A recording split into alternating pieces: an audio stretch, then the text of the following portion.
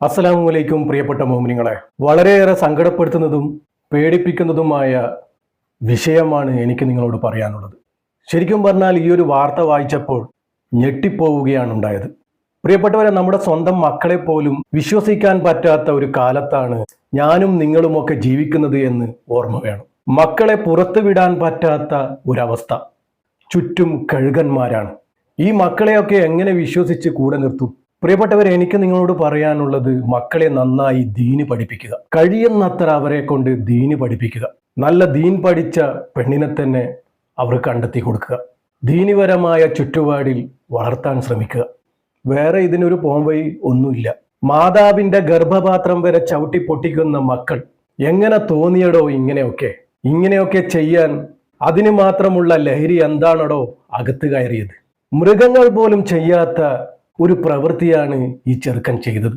നമ്മുടെയൊക്കെ വല്യുമ്മയോട് നമുക്ക് എങ്ങനെയാണ് ഇങ്ങനെ ചെയ്യാൻ പറ്റുന്നത്? എങ്ങനെയാണ് ഇങ്ങനെ തോന്നുന്നത്? വല്യുമ്മ എന്ന് പറയുമ്പോൾ നമുക്ക് എന്തോ ഒരു മധുരമാണ്, എന്തോ ഒരു സ്നേഹമാണ്.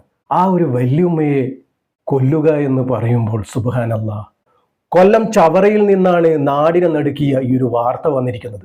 ആദ്യമൊന്നും പോലീസുകാർക്ക് ഒരു എത്തും പിടിയും കിട്ടിയിട്ടില്ലായിരുന്നു. ചവറ വട്ടിത്തറ കണിയാൻ്റയത്ത് സുലൈഖ ബീവി എന്ന വല്യുമ്മയാണ് ചെറുമകനായ ഷഹനാസ് കഴുത്ത് ഞെരിച്ച് കൊലപ്പെടുത്തിയത്. സുബ്ഹാനല്ലാഹ്. വിശ്വസിച്ച് വീട്ടിൽ കിടന്നുറങ്ങിയ സ്വന്തം പേരമകൻ തന്നെ ഇങ്ങനെ ചെയ്യുക എന്ന് പറയുമ്പോൾ എവിടെ എത്തിപ്പോയി നമ്മുടെ നാട്? പ്രിയപ്പെട്ടവരെ, എവിടെ എത്തിപ്പോയി നമ്മുടെ ഈ ലോകം? അതാണ് ഞാൻ പറഞ്ഞത്, ദീന് പഠിപ്പിക്കുക. മക്കളെ നന്നായി പഠിപ്പിക്കുക. സ്കൂള് മാത്രമല്ല, പകുതിക്ക് വെച്ച് ദീൻ പഠനം ഇല്ലാതാക്കാതിരിക്കുക. ചെറുമകൻ വല്യുമ്മയെ കഴുത്ത് ഞെരിച്ച് കൊന്നതിന് ശേഷം കിടപ്പുമുറിയിലെ കട്ടിലിനടിയിൽ ഒളിപ്പിച്ച നിലയിലായിരുന്നു. മരണപ്പെട്ട സുലൈഖ ബീവിയുടെ മകൾ മുംതാസിന്റെ മകനാണ് ഈ കുരുത്തം കെട്ട ഷഹനാസ്. ഈ ചെറുക്കന്റെ കയ്യിൽ പല മോശത്തരവും ഉണ്ടത്രേ. വധശ്രമം, കഞ്ചാവ് കേസ് എന്നിവ ഉൾപ്പെടെ 5 കേസിലെ പ്രതിയാണ് ഈ ചെറുക്കൻ. അതുമാത്രമല്ല, ഒരു മദ്രസ വിദ്യാർത്ഥിയെ മുറിവേൽപ്പിച്ച കേസിലും ഇയാൾ പ്രതിയാണ്. ഇവനാണെങ്കിൽ വീട്ടിലെന്നും പ്രശ്നമാണ്. വീട്ടിലെ പ്രശ്നം എന്നും പണത്തിന് വേണ്ടിയായിരുന്നു. ഈ പാവപ്പെട്ടവരെ എങ്ങനെ എടുത്തു കൊടുക്കാനാണ്? ഇവന്റെ എല്ലാ കുരുത്തക്കേടുകളും മനസ്സിലാക്കി സ്നേഹത്തോടെ കൂടെ നിർത്തിയ ആ ഉമ്മമാരോട് തന്നെ ഇതൊക്കെ ചെയ്യണം. വല്ലാത്തൊരവസ്ഥയായി പോയി ഇത്. കേട്ടപ്പോൾ ഒരുപാട് സങ്കടം തോന്നിയ വാർത്തയായിരുന്നു ഇത്. നമ്മൾ ഇതുപോലുള്ള ഒരുപാട് വാർത്തകൾ നിങ്ങളോടൊക്കെ മുന്നിൽ എത്തിച്ചിട്ടുണ്ട്. പക്ഷെ ഇത് പുറത്തു കൊടുക്കാൻ പറ്റാത്ത ഒരു വിഷയമായി പോയി. പുറത്തു കൊടുക്കരുത്. നാളെ ഇത് കണ്ട് മറ്റു മക്കളും പേടിക്കണം. അങ്ങനെയുള്ള ശിക്ഷയായിരിക്കണം ഇവർക്കൊക്കെ കൊടുക്കേണ്ടത്, കൺമുന്നിൽ വെച്ച്. ഈ ഒരു സംഭവ സമയത്ത് ഈ ചെറുക്കൻ വീട്ടിൽ തന്നെ ഉണ്ടായിരുന്നു അത്രേ. എന്തൊരു ധൈര്യമാണെന്ന് നോക്കിയേ. ഈ മരണപ്പെട്ട സുലൈഖ ബീവിയെ വൈകുന്നേരം 3 മണി വരെ പുറത്തൊക്കെ കണ്ടിരുന്നു അത്രേ. മകൾ മുംതാസ് കുടുംബത്തിലേതോ വിവാഹത്തിന് പോയതായിരുന്നു. ആ ഒരു സമയത്തായിരുന്നു ഈ ചെറുക്കൻ ഈ ഒരു കടുംകൈ ചെയ്തത് എന്നാണ് സൂചനകളിൽ പറയുന്നത്. വിവാഹത്തിന് പോയ മകൾ തിരിച്ചെത്തി ഉമ്മയെ തിരക്കിയപ്പോൾ കാണാനില്ല. ഉമ്മയെ കാണാതായ ഈ മകൾ, ഇവന്റെ ഉമ്മ ആകെ പരിഭ്രാന്തരായി. മുംതാസ് ആകെ മാനസികമായി തളരുകയും വിഷാദത്തിൽ അകപ്പെടുകയും ചെയ്തു. അങ്ങനെ മുംതാസ് സ്വയം ജീവനൊടുക്കാനും ശ്രമിച്ചു. തക്ക സമയത്ത് പോലീസ് എത്തിയാണ് മുംതാസിനെ രക്ഷപ്പെടുത്തിയത്. അല്ലെങ്കിൽ അവരും പോയനെ. ഈ ചെറുക്കന്റെ മുഖം കാണുമ്പോൾ തന്നെ പേടിയാവുന്നേ. എങ്ങനെയാണോ അവ ആ കുടുംബത്തിൽ കിടത്തിയുറക്കിയത്? ഇതുപോലത്തെ അതിനെയൊക്കെ തീറ്റി പോറ്റുന്നതിനേക്കാൾ നല്ലത് ഞാൻ വേറൊന്നും പറയുന്നില്ല. മക്കളായിപ്പോയി. മക്കൾ എന്ത് തെറ്റ് ചെയ്താലും നമുക്ക് ആ ഒരു ഹൃദയത്തിന്റെ തട്ടിൽ നിന്നും ആ സ്നേഹം വിട്ടുപോവുകയില്ല. അതാണ് മാതാപിതാക്കൾ. സമാനമായ അതിക്രൂരമായ വേറൊരു സംഭവം ഉണ്ടായിട്ടുണ്ടായിരുന്നു ഈ അടുത്ത് തന്നെ, കഴിഞ്ഞ ദിവസം. സ്വന്തം മാതാവിനെ അതിക്രൂരമായി കൊലപ്പെടുത്തി, വാരിയെല്ലുകൾ ഒടിഞ്ഞ് ആന്തരിക അവയങ്ങളിൽ തറച്ചു കയറി. സുബ്ഹാനല്ലാഹ്. സ്വന്തം അമ്മയെ മകൻ കൊലപ്പെടുത്തിയത് അതിദാരുണമായി. മാവേലിക്കര നഗരസഭ മുൻ വനിതാ കൗൺസിലറെയാണ് ഒരേ ഒരു ഏക മകൻ ഇതുപോലെ കൊലപ്പെടുത്തിയത്. എന്തൊരു കൊലയാണോ ഇത് ചെയ്തത്?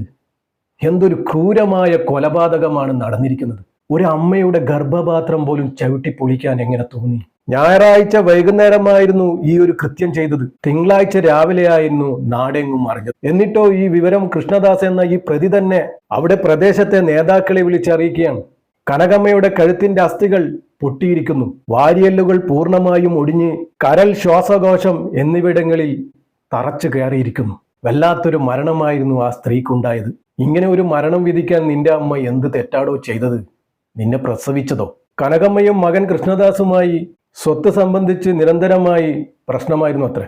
അമ്മയുടെ ഉടമസ്ഥതയിലുള്ള ഭൂമി വിറ്റ് തനിക്ക് പണം തരണമെന്ന് അമ്മയോട് ആവശ്യപ്പെട്ടിരുന്നു അത്രേ. അങ്ങനെ ഈ തർക്കമൊക്കെ പരിഹരിച്ച് ഭൂമി വിൽക്കാനുള്ള എഴുത്തുകൾ തിങ്കളാഴ്ച നടത്താനിരിക്കെയാണ് ഈ ഒരു അതിക്രൂരമായ ഈ പ്രവൃത്തി ചെറുക്കൻ ചെയ്തത്.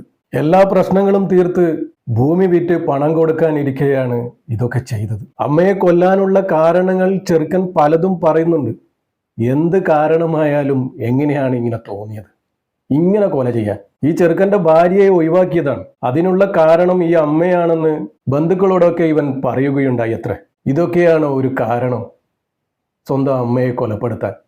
എന്താ അവസ്ഥ? പ്രിയപ്പെട്ടവരെ, മക്കളെ എല്ലാവരും ശ്രദ്ധിക്കുക. നമുക്ക് ഒന്നേ ചെയ്യാനുള്ളൂ, നന്നായി ദീന് പഠിപ്പിക്കുക. നല്ല ദീനിയായ മക്കളെ കണ്ടെത്തി മക്കളെ വിവാഹം കഴിപ്പിച്ചു കൊടുക്കുക. കുടുംബത്തിൽ ദീനീ അന്തരീക്ഷം വർദ്ധിപ്പിക്കുക. വേറെ ഒരു വഴിയുമില്ല. പുറത്തുവിടാൻ പേടിയായിരിക്കുക മക്കളെയൊക്കെ. ചുറ്റും കഴുകന്മാരാണ്. നമ്മളൊക്കെ നന്നായി വളർത്തി പൊന്നുപോലെ നോക്കിയ മക്കളായിരിക്കും. 2 ദിവസം പുറത്തു പോയാൽ മതി മക്കളുടെ അവസ്ഥകളൊക്കെ മാറാൻ. പടച്ചറബ് നമ്മുടെ മക്കളെയൊക്കെ കാക്കുമാറാകട്ടെ. നല്ല സ്വാലിഹത്തായ സ്വാലിഹങ്ങളായ മക്കളാക്കി തരട്ടെ. പ്രിയപ്പെട്ടവരെല്ലാവരും ദുആ ചെയ്യുക, മക്കൾക്ക് 5 നേരം മക്കൾ നന്നായി കിട്ടാനും മക്കളുടെ ആഫിയത്തിന് വേണ്ടിയും. എല്ലാവർക്കും നല്ലത് വരട്ടെ എന്ന് പ്രാർത്ഥിച്ചുകൊണ്ട് നിർത്തുന്നു. അസ്സലാമു അലൈക്കും വറഹ്മത്തുള്ളാഹി.